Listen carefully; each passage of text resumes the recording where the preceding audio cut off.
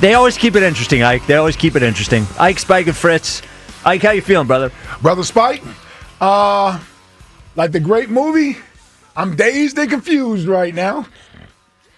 But in how we trust, in how we trust, there has to be a plan.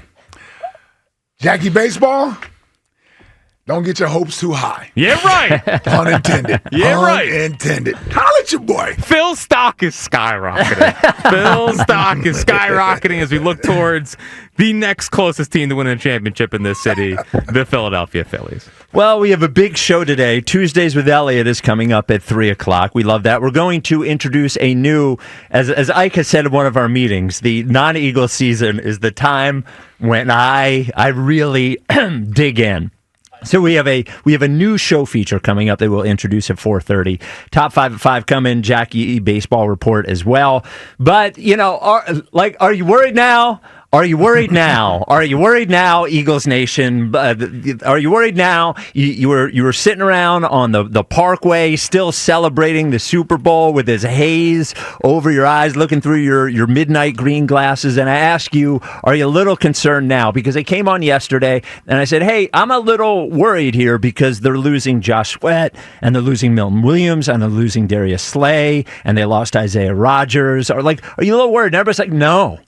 No, I'm not worried. We have Jomo, we have Jalex Hunt, we have Keely Ringo. Everything's fine. We're not worried at all. Spike, you're freaking out over nothing, yada, yada, yada. And about, 2 hours ago, something like that, 3 hours ago, it was announced that the Philadelphia Eagles are trading CJGJ, who we all acknowledged as an important part of the defense. We all acknowledged brought toughness back to the defense. We all acknowledged was a leader, whether Darius Slay agreed or not. And we traded him for a backup guard to the Houston Texans. So 215-592. Backup guard for now until Becton's not re-signed. Right.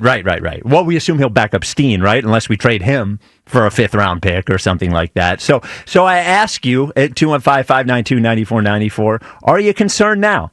Are you concerned now? Because the signature part of this football team last year, I brought up yesterday, Ike, was the running game and the defense. We had a number 1 defense last year, and I count now 1, Milton Williams, 2, Josh Sweat, 3, Darius Slay, 4, CJGJ. 4 of the 11 most important players on defense are gone, and if Slay was going to be gone, then Isaiah Rodgers would have been important too. Oh, yeah, by the way, we lost Oren Burks as well for $5 million or whatever. Who was the starting linebacker in the Super Bowl. I just are you concerned now, Ike? Because yesterday you weren't concerned at all. Are you concerned now? Well, I'll tell you this. I'm a little more concerned today than I was yesterday. Okay. I am not pushing the panic button. Relaxing there. So are you really concerned, sort of concerned, or not concerned? I'm sort of concerned. Okay. I am. Listen, I'm not going to sit here and act as if losing these players doesn't mean anything. This is significant. Now, it puts pressure on these younger players that are going to be here. Well, first of all, it puts pressure on Howie to be right about moving on from certain players, and it puts pressure on him as to how do he replace those players. Now, whether he does it through free agency, the draft, trades, or the guys that are already on a roster that he has brought here. Secondly, it puts players on the guys that are here who are seemingly penciled in. The Keely Ringos, nephew, Jeremiah Jr., Jalex Hunt, Sidney Brown, who I like. These guys are penciled in. I don't know if you could mark them down in ink as that they're going to be the starters. And maybe some of them are, but they still have to perform at a certain level if we're ultimately going to get back to where we all want to be, which is in the Super Bowl next year, defending this year's title. I'm not panicked just yet, but I'm also not going to sit here and tell you CJGJ, the loss of him does not matter. It does matter because not only was he productive on the field, he brought a certain attitude and personality and dog mentality to that defense that I thought was much needed. It was needed. We saw where his absence was missed and felt in 2023, and when he came back, they immediately play with a different sort of mentality on that side of the football. I get that. I don't think it's his production can't be replaced. his style of play, his impact, his infectious personality may be something that somebody else has to step up and fill that void. I look at all the players, and from just a production standpoint, I don't view any of the production that we're losing irreplaceable. I don't. The 8 sacks, Milton Williams 5 sacks, 5.5 sacks, the tackles for losses, all of those things. How many picks does CJGJ have? 5, 6, something like that? I know he led the team. 3 maybe. Well, he stole like 6 of them from Quinyon. Yeah, that's fair. Yeah, he had like 3 or 4 of them. And he's a good player, but I also will say this. There are times he hurts you in coverage as well. Right? There were times he hurt you in coverage out there in man-to-man coverage on tight ends or what have you, where he would give up touchdowns. We watched the team play this year. There were times also where tackles are being missed that could be made. Right? So it's not like his play can't be replaced. To me, I think it's more of the personality and the attitude that he brought to the table, the confidence, the swagger that he brought to the table, that's going to be hard to replace. It's a reason why the right mixture of players can lead you to a championship. And all those guys' personalities and how they fit together contributes to the overall product. That's where he's going to be mostly missed, in my opinion. CJGJ. And the other thing that I think should raise your level of concern is if they were just waiting it out to sign somebody big, or the other thing that I think we should just all have on our radar is the salary cap is real. Mm-hmm. It's real. We've existed in this world where we think Howie. I know Elliott says that Howie can just do some magic or something, but it is becoming apparent that it's real, and it's real this year. Mm-hmm. And Joe Banner said it yesterday when he said that their salary cap situation is more precarious this year than it's been in a long time, and they held on to the one guy that they really wanted, and that's Zach Bond. And the other thing that I'll bring up here, and we haven't even brought up his name, is like this makes the Mekhi Becton thing based on who they traded for. Yeah. Not that guy will be the starter, but if that guy will be the depth and Steen will be the starter, it makes it look like they are preparing to lose Mekhi Becton as well. Yeah. And I didn't hear anybody say,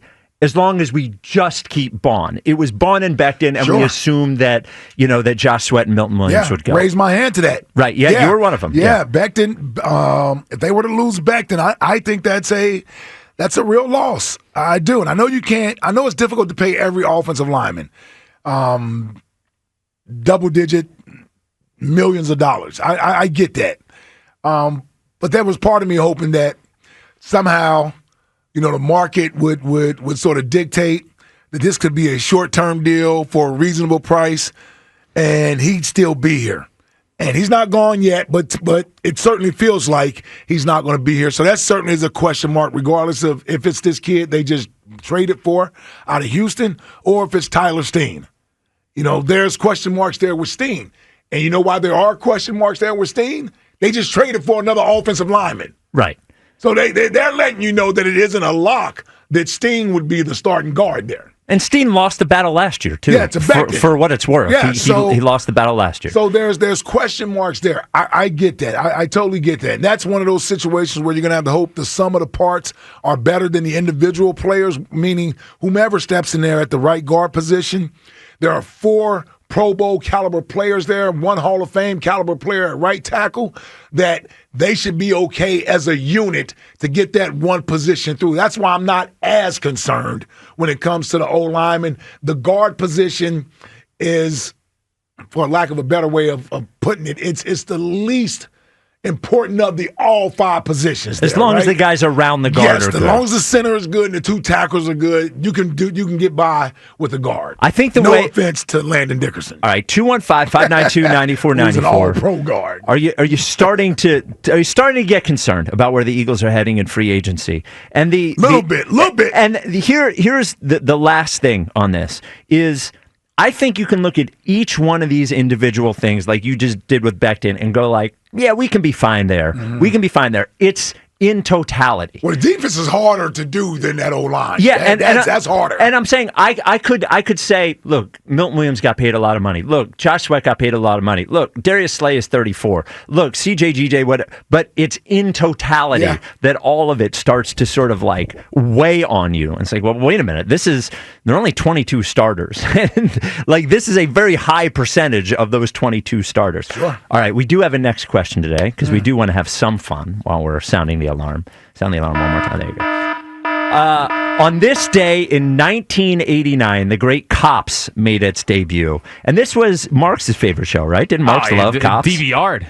He DVR'd Cops? Oh, yeah. We'd watch marathons of this. I don't want to give another show away. So okay, it was all right. Cops, yeah. So for next question today, we'll get your sports point, but we also want to know, what is your favorite reality show? Jack, you want to start us off? What's your number one reality show? Well, given I still can't wrap my mind around John Cena turning heel, I'll say WWE. It's not a reality. It's not a reality show. Scripted. What is wrong with you? Same thing. No, it's actually the opposite of what a reality show is. I appreciate you not giving one away. Yeah. But it's scripted. Do you realize that? Exactly. Do you realize? Yes. Scripted is not reality TV. He turned heel. All right. I don't know if you recognize that or not. Ike, do you want to give us one? Because Jack just wanted to use the opportunity to take a shot at wrestling fans. So instead of, oh man, there's so many reality TV shows that I love. I'm a reality TV guy.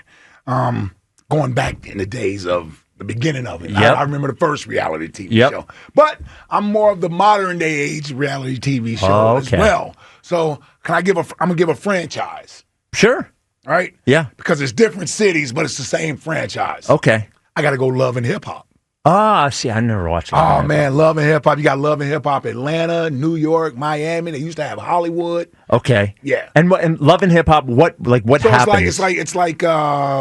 It's based around the hip hop culture. Okay. Rap, R&B, all and that they type follow of thing. like 10 people around? Yeah, Is that how it works? there's a lot of relationship stuff going on, and not a lot of music getting made, but it's supposed to be music getting made. Okay. So, yeah, come on, man, get in. So I'm gonna go Love and Hip Hop. I'm gonna go with one of the OGs, but instead of giving the franchise, I'm gonna give the one season that I like the best. Okay. I'm gonna go Real World San Francisco. Now, Real World San Francisco is the one with Puck and had Pedro. I don't. And had, you don't remember Pedro got mad because Puck ate his peanut butter with his fingers. He got mad. Right. Like, there were so many good fights in Real World San Francisco. I think San Francisco was the third year of the Real World. The original. New York. Yes. Yes. That's the one. That one was great. Yeah, that's the one I remember. That was great as well. My favorite reality show season of all time, though, and if somebody else wants to pick a different Real World, that's fine. Mine is Real World San Francisco. All right, 215-592-9494. Now that legal tampering has started and the Eagles have lost 20% of their starters and not really replaced any of them, are you starting to get a little concerned? I know nobody was concerned yesterday, but losing CJGJ, it's got to hurt a little bit.